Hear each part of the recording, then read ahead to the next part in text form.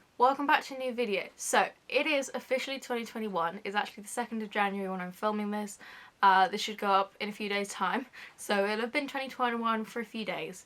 But as you can tell by the title, this is going to be a 2021 goals video. My goals are slightly different this year. I can't really explain how they're different, but they just feel like, I feel like it's more like a to-do list than a goals list. But yeah, you'll see when we get into it.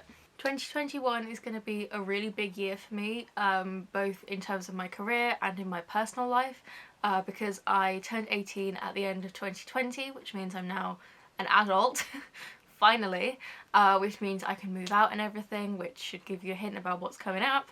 But yeah, so I've got a lot planned for this year and a lot that's going to happen like very, very quickly. But yeah, let's just get into it. So I've split my goals into kind of 3 categories. I have personal goals, academic goals, and career goals. So let's start with personal goals. As always, I'm going to be doing a lot of reading this year. Usually I just set my reading goal to read every day. However, I kind of fell off that last year because of the pandemic and everything else that went on. So for this year, I've changed it slightly. So my goal is just to read 52 books. So averaging at 1 book a week, which is perfectly doable. But yeah, basically just because I know my life is going to be really hectic this year, I know that there'll be several weeks where I won't be able to read every day because I'll just be too busy. So instead I've set it to read 52 books so that I'm still doing a lot of reading, but I'm not necessarily tying myself to reading every day because I know it won't be possible. My second personal goal is to move out. So, as I said, I am 18 now, which means I can finally leave home. It's not that I don't like my family or anything, I just, like, I know that I'm a very independent person and I'm so introverted. Like, honestly, if I could have it my way, I'd meet up with someone like once a year and that's it. That's my one hit of socialization for the year done. So you know, I'm I'm very much a hermit and I like my own space, but obviously because I was like a child last year, I couldn't move out, but now I'm 18, I can move out, so we're getting that in the works. It won't be until like kind of the middle of the year because I am still at college at the moment and it would just be inconvenient to move out while I was still at college. But basically as soon as I finish college, I'm leaving. Honestly, I was ready to move out about 4 years ago, but that's like illegal, so I wasn't allowed to do that. And I also didn't have the means to move out, but I do now, and I honestly just can't wait. Like, I'm so excited to move out and have my own place that I can decorate, you know, by myself, because at the moment it's like I love my room, but then I step out into the rest of the house and it's like I've walked into a dump site or something. Because I don't like my parents' choice of decoration. Sorry guys, but I don't. Our house is a tip. And yeah, I can't wait to have like my own place that I can decorate exactly how I want to, and you know, I don't have to like pause my music and my videos and stuff every time I want to walk through to the goddamn toilet or stuff, something. And yeah, I'm so excited to have my own place, but I'm also terrified. I'm not really sure what I'm terrified of.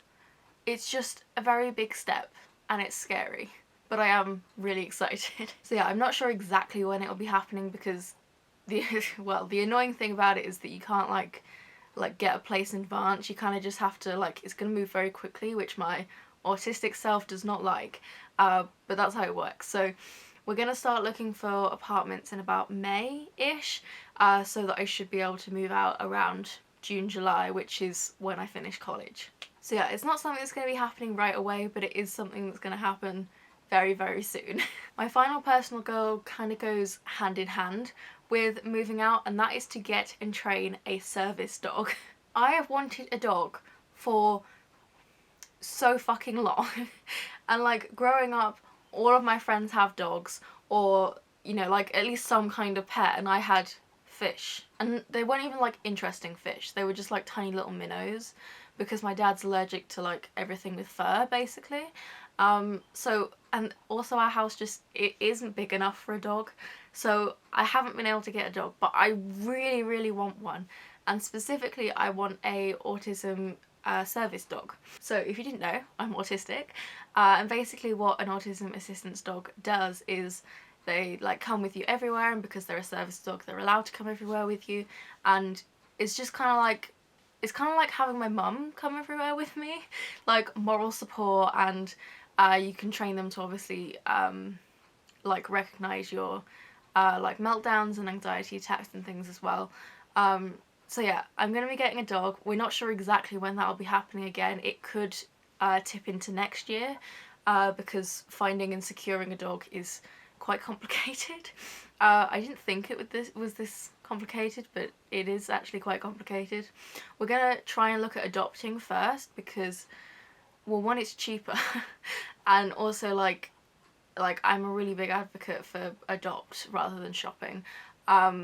So I would really like to adopt, but the only problem with that is that because I want it to be a service dog, a lot of adopted dogs aren't suitable for that because they've been abused and stuff in the past, which is so sad. So yeah, we're gonna have a look at adopting a dog because it's way cheaper. It'll be a way quicker process, and obviously it'll be very good for the dog. But they may not be suitable, so we'll have to wait and see. But it is definitely something that will be in the works as soon as I move out, basically. So onto the academic goals. I actually only have one academic goal, and that is to finish college with a distinction. It might seem like a bit of a lofty goal to some people, but I've always got very high marks in everything. I know a lot of people, like, they hate me because I'm one of those people that I've never studied a day in my life. I'm just naturally good at academic things, and I always have been. But I mean, obviously we're now that I'm moving up the education ladder a little bit, it is harder, and I do actually have to put some effort into it.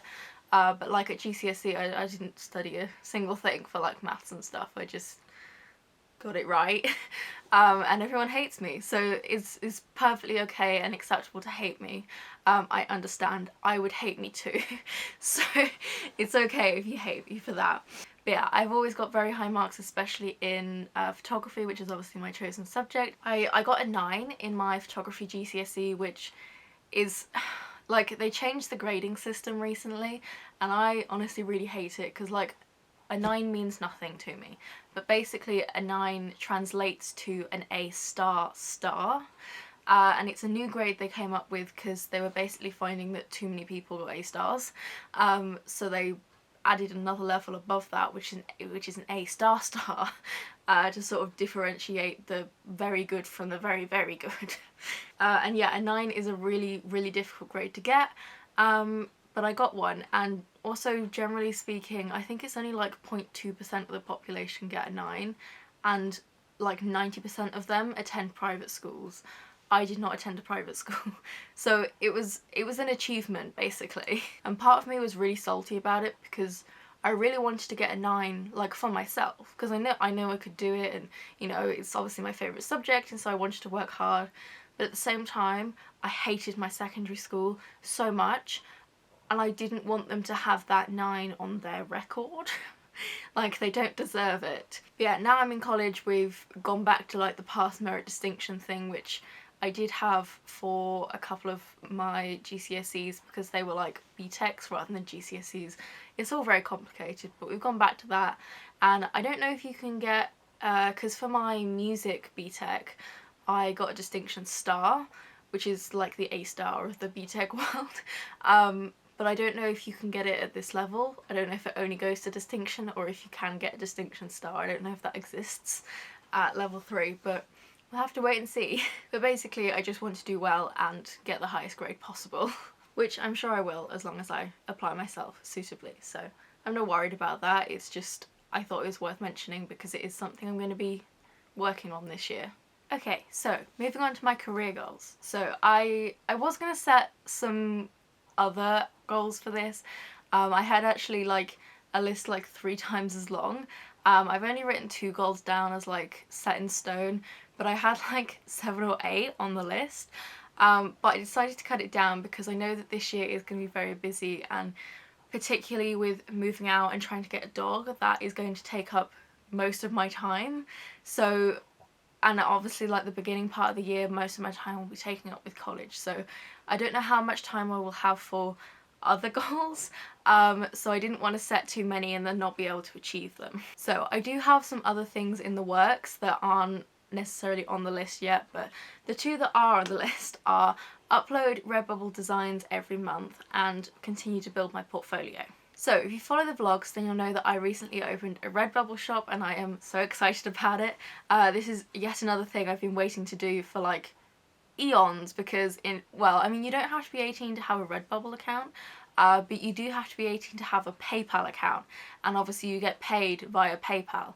So I'm like, well, you know, technically I can put my designs on there, but I can't get paid for like 3 years, which didn't make much sense to me. So yeah, I do now have a Redbubble shop. I uploaded a few designs just to sort of start me off, and yesterday, so the 1st of January, I uploaded 6 new designs. Don't know why I did 4 there. 6 new designs. I did 5 camera related ones, and I also did one, it was like a digital recreation of a photo I took a few years ago. So yeah, and I'm hoping to upload new designs on the 1st of every month. There will be quite a few photography related ones, because obviously that's like what I love. There'll be quite a few digital illustrations of photos I've taken, and I'm also working on some bookish and writing ones. It'll probably take me a few months to make them. The ones I'm uploading at the moment are the ones I've sort of backlogged from last year that I drew during lockdown. But yeah, there's going to be new designs every single month. I have no doubt I'll be able to keep up with that, because I draw like all the time. Now I have my iPad. But yeah, I'm really excited, and hopefully I will start to build a bit of a following and be able to make money off of that. My other main career goal is to build my portfolio. Now, I'm intending to build my portfolio in multiple ways, so although it's technically one goal, it kind of counts for 2 or 3, because I need to build my portfolio in several different areas. The most notable thing I need to build on is I need to collect a whole load of stock photos. This was something that I was meant to do last year. I was going to spend the whole year. I had quite a few trips planned. I was obviously going to do the road trip, which didn't happen. I usually, I kind of go to London several times a year, just because I would have been able to do just lots more things, and whilst I was doing those, I would have collected a whole load of stock photos, but because obviously none of that happened, I don't have any stock photos. Again, I have like 10 or 20 or something, just sort of backed up from years and years ago, but I don't have as many as I wanted. Like, I was planning to have several hundred by the end of 2020, but didn't happen. So, I mean, we're still kind of in lockdown at the moment here in England, because Boris Johnson, well, we just won't talk about that. But, you know, so I still can't really go many places, but hopefully towards the end of the year things will open up. And I am going to be doing some more things this year, so hopefully, and like once I move out, I'll also be able to set up a little studio in my house. That's so exciting to say, because currently I can't do really any indoor shoots because my room is just too small. I mean, it's not small, it's long and thin, which doesn't lend itself to photography very well, because I can't put the tripod back far enough to take photos and things, so it just doesn't really lend itself to photography very well. But when I have my own place, hopefully the rooms will be more evenly proportioned and I'll be able to have a little studio so I can take some stock photos there, as well as like product photos. I think they'll probably make me quite a lot of money on the stock photography sites, so I have set myself up on a few stock photography sites at the moment, but there's only like 3 pictures on there because I don't have that many backed up. So yeah, I am basically just gonna, like, everywhere I go, I'm gonna bring my camera and like snap away at anything I think that could be stock worthy, so that I have a whole load backed up. I don't expect to make loads of money from stock photography. It's just kind of something I'll have like in the background, and I might make like a tenner every now and then.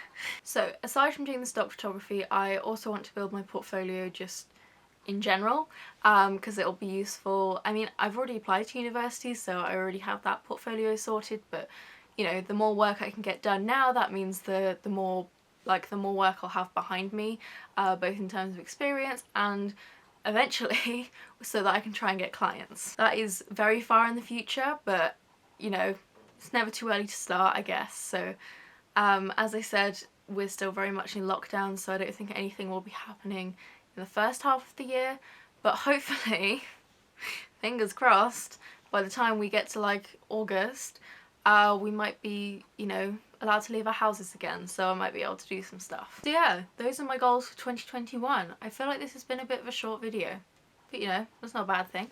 I feel like some of them are definitely more like, kind of like bucket list things rather than goals, but they are still things that I'm aiming to do this year, so I guess it still counts as a goal or like a milestone.